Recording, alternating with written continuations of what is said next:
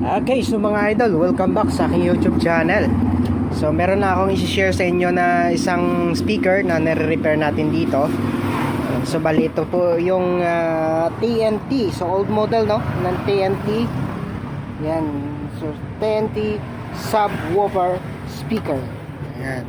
So 18 inches po itong size niya mga idol. Yan. So tingnan naman ninyo yung sinapit ng speaker na ito. Ayan, oh. Ayan. So wala na talagang mapakinabangan kahit paano pa to, pakilo. Grabe. So sunog. So bali ito yung replacement ng coil. Nasunog din. So ayan. Siyempre papalitan natin. So ito yung ipapalit natin dito. Back to original. Ganda na pagkakagawa, no? Ayan, no? Ayan.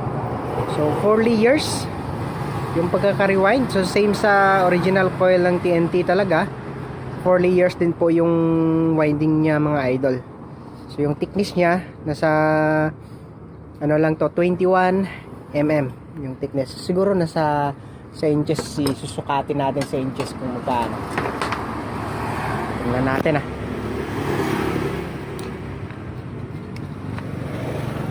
mga 3/4 lang po mga idol.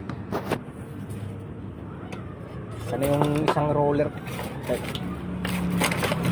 Yan. So sukatin natin sa inches. Mga 1 inch din, no? So higit kumulang nasa 1 inch, so mga 3/4. Mga 3/4 talaga mga idol yung kanyang taas ng coil. So sa ganitong speaker kasi hindi naman natin kailangan pataasin talaga yung coil kasi maliit lang yung excursion niya. O tingnan ninyo, yung top plate niya napakanipis lang. So hindi natin kailangan ng mas mahabang coil dyan mga idol. So ayan, so binalik sa original. So mas maganda pag binalik natin sa original dahil ito na po yung naka-compute talaga para sa kanya. Ayan. So saktong sakto dyan mga idol. So 4 inches na voice coil. Ayan. So sa magpaparepair dyan ng speaker, so dito ako sa ilalim ng flyover dito sa Hibawan, Mandurriao. Dalhin nyo lang dito yung mga speaker nyo TNT. So ito kasing dito, problema dito sa amin pag nagpaparepair ka ng ganitong klaseng speaker, medyo mahirap, no, maghanap ng ganitong klaseng coil na back to original, no. So ito na po mga idol, dito sa atin meron na tayo. Ayan. So sa mga nagre-rewind kasi medyo may challenge kasi yung pag-rewind ng ganitong klaseng coil na 4 layers tapos sa loob walang layer. So dito lang lahat sa labas, so kaya nagiging 4 layers siya. Ayan.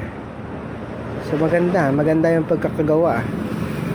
So bala ko order mga idol, PM nyo na lang ako. Ayan. So okay ito. So iano na lang natin to, ipapaslak dito. Tapos syempre setting na lang yan, okay na. So 3 piraso to, kaya 3 nagawa na voice coil. So yung isa, so talagang binaklas yun. So pa natin, setting pa natin pati yung kanyang spider. Okay, so ayan mga idol, bibigyan ko lang kayo ng update ulit dito sa ating ginagawang TNT na speaker.